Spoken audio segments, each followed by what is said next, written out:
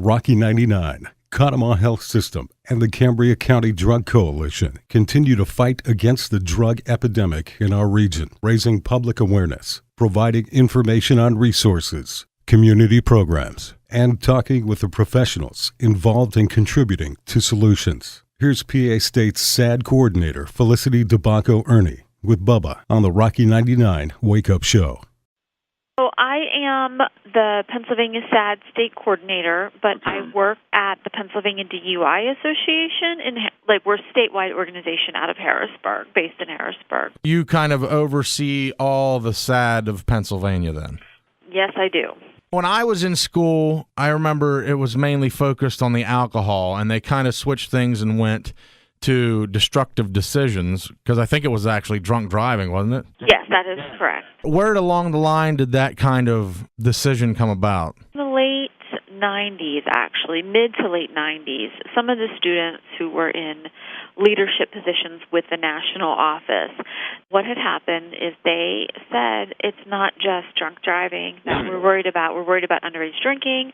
We're worried about all these other factors that consume our daily lives as teenagers. And the national board decided it was time to have a broader approach to the issues that young people were facing, and so they incorporated destructive decisions, and they have not looked back since. And unfortunately, those issues are piling up for our teenagers. So now, when I was in school also, I didn't really hear about heroin either. So how has that kind of changed things with the opioid issues going on all throughout? Yeah, same situation. We had not heard about that when I was growing up either.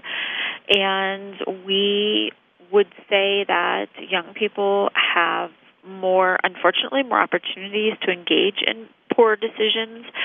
But at the same time, there are amazing young people out there doing positive things and making positive choices and decisions every day. And so we like to really talk about that and talk about the things that they do. But we do know that it is a fact of their lives, and not just the students' lives, everybody's lives. Most of us hadn't heard about all this, and then the reason why we started this whole campaign was to bring more awareness, and none of us really understood any of this. Right, and it's unfortunate that we are in the state that we are in now, where we have over 100 people that lose their lives every day to the opioid epidemic. And I think when we look at students and young people and even adults, when we look at how they can control their destiny as it relates to abuse, alcohol or drug abuse, but more specifically when we're looking at the prescription drug epidemic and we're looking at where things have gone with heroin as the next step in progression for people who have used, I think that one of the most important factors is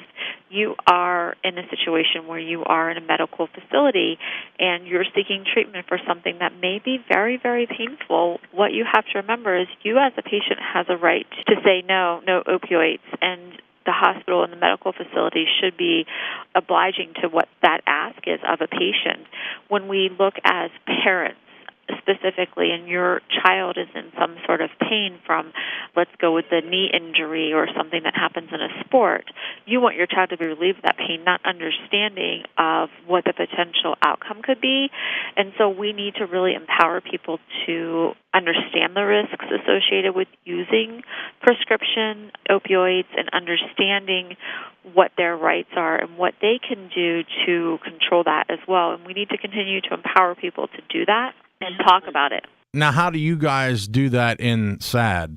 Is that something that you actually talk about, these things? Yeah, we do. We talk about that with our young people, and especially the young people are talking to their peers about it. So they're talking to them about risky decisions and risky behavior. And part of that conversation now, in that peer-to-peer conversation, teens talking to teens, is really teens understanding their responsibility and their role in that process, and understanding that there is a different alternative that they can choose. And when we look at the risk and protective factors in communities and schools, peer-to-peer education is a protective factor, and teens feeling comfortable amongst their peers is one of those protective factors. So just by having that positive imagery and positive options around students brings their risk factors down.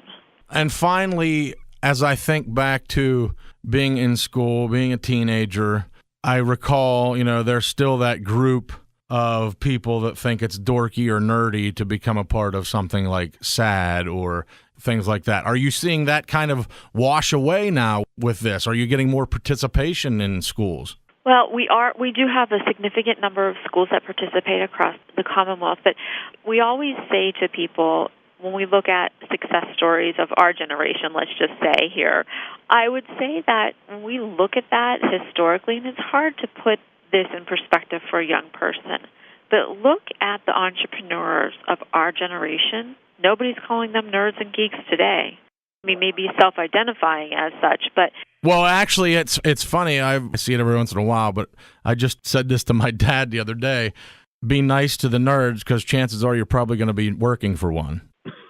Absolutely. Working from one, taking medical treatment from one, right. Whatever it is, they're going to find the cure to whatever ails us, put us in the mood.